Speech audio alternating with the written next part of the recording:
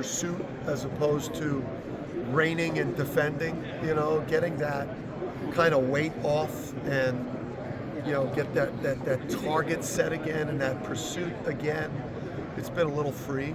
I think last year was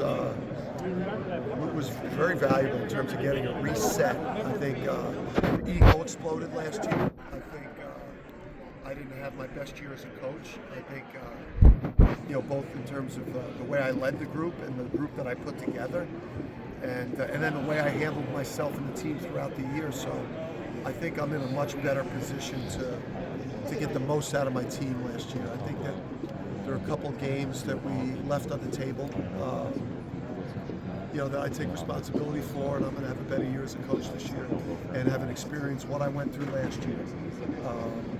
Failing to three-peat, the criticism I took during the year.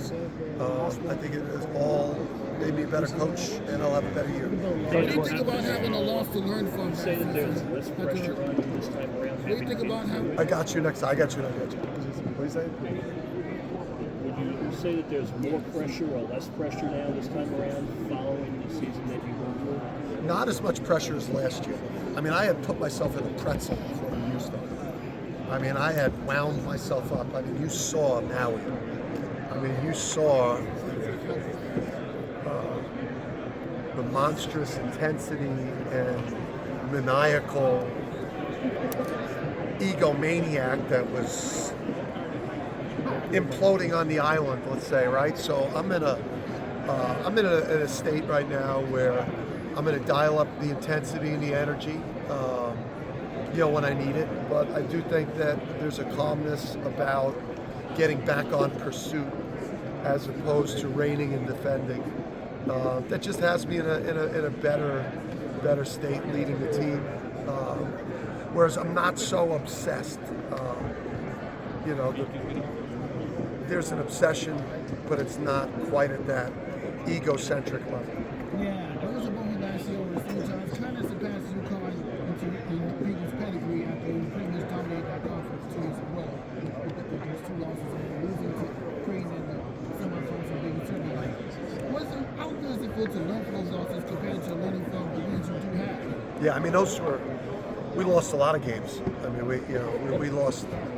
We went 0-3 in Hawaii last year, so we were vulnerable as a team last year,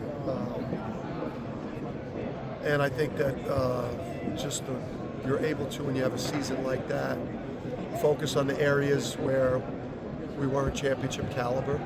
We earned the season that we got, by the way I coached and by the team I put together and by the way the team functioned, and a lot of it was centered around not having the defense and not having the toughness and the will and the rebounding and the junkyard dog mentality and that identity that my teams have had for a long time that I took for granted that we'd have. So we're back to that now. We recruited players that can help us fix that defense, and then we're coaching the shit out of our players to get that defense fixed.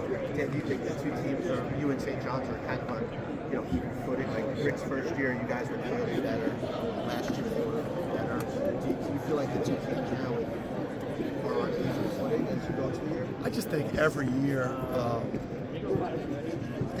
now in college is just like, it's kind of like become the G League in a way, where it's like every year is just, it's a totally new season.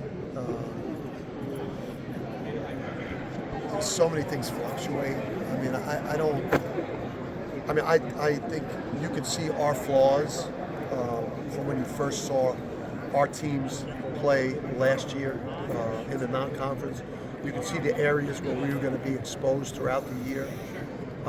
Obviously, their physicality, their defense, their rebounding, it all played incredibly well in the Big East. But then the lack of shooting, the lack of scoring hurt them when you get to tournament play, NCAA tournament play, where you have to be able to score and shoot to win 6 single elimination games, versus all different types of opponents and different sites. So for me, I'm focused on just what we put together. I think we're going to be one of the best offensive teams in the country again this year. We're incredibly deep. We're deep on the wing, we're deep in point guard, and we're deep in center. The question for us is, did we fix the defense? If we fix the defense, then we have as good a chance as anyone to win all the trophies. Coach, what more have you learned about your team after watching more film from the exhibition? I wasn't as pissed as I was coming out of the Rhode Island exhibition. At Mohegan Sun, I thought we were far worse. Not having Silas, not having Taras, two critical guys, and still feeling like better than you felt. There's obviously a lot of things you need to fix, but it felt like there was a lot that we liked about what we could become. By the time we get to the non-conference.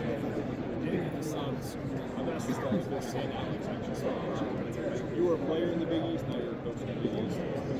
Someone who's never been a part of this competition, the league itself, how would you describe this experience?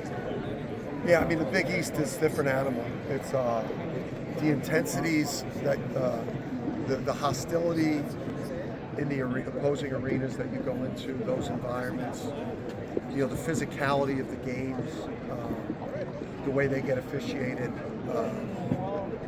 and then I would say what makes the league the most unique is the Big East tournament. Just coming into this building in March and what you experience over the course of those couple of days, it actually screws you up for the first couple of rounds and makes them no tournament because of almost the letdown of the environment in the first 2 rounds. So I don't think any other conference tournament has that issue.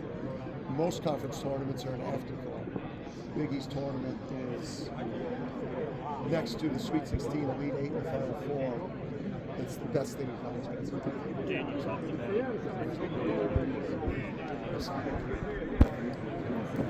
Ready to be moved. Got your struggles. Yeah. How refreshing was it to go back to fantasy?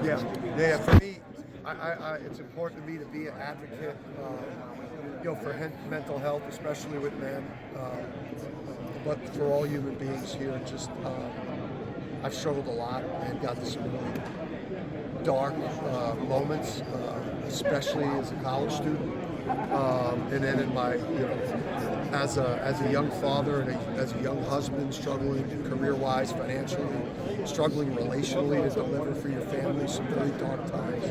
So for me, I want to be an advocate. That there's light at the end of the tunnel. That there's a lot of tools and a lot of ways that you can work on yourself and help yourself emotionally, mentally feel better.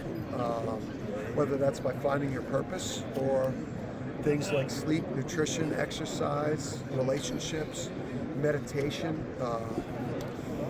There's a lot of things that you can do. Reading, your faith. There's a lot of things you can do. So for me, that was important. Having the book out too, I think this time of year, for me, has put me in a mental state going into the year that I feel pretty light. Anytime you share your honest life story with people, and it's very personal and it's very open, I think it's incredibly freeing, and it gives you, I think, a lot of strength. Like, it just sharing what I feel like after winning back-to-back championships, and I'm still deal with anxiety issues and emotional health issues after reaching the top of the mountain. I think it's made me feel a lot freer going into the season. Last one, and I got to pull him, guys. Last one. I'm glad you brought up faith. Taras was here about faith, and how he said he wants to branch that out throughout the rest of the team. What kind of impact do you think faith has had on your team so far? Yeah, I was just speaking for myself. I think having a spiritual side to your life is critically important. If that's Christianity or whatever it is that you believe in, I think to have spirituality and faith in something greater than yourself is critically important. My faith in Jesus Christ saved me, along with meeting my wife and finding my purpose, which is coaching. Those three things saved me. Knowing that, whatever I'm going through in life, whether it's a health crisis or struggles with family or struggles with career, that it's all part of God's plan for me, as well as the love of my wife and the gift of family that she's given me, and living the purpose that I do every day, helping develop and lead young men, and hopefully produce championships for the great fans. Thanks, guys. All right, guys.